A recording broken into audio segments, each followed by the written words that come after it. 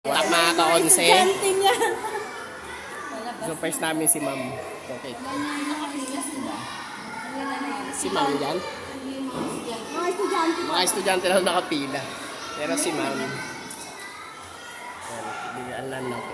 Sindihan mo na.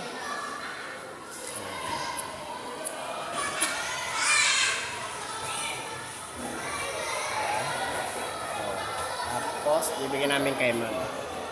Kaya halika na, oh. Bakit mahal? Happy birthday, Ma'am Beverly! Happy birthday! Oh, mga estudyante ni Ma'am, oh. Oh, kaya si Ma'am, oh. Oh, wish ma si Ma'am, mag-wish si Ma'am. Hello na, Ma'am. Okay, Ma'am.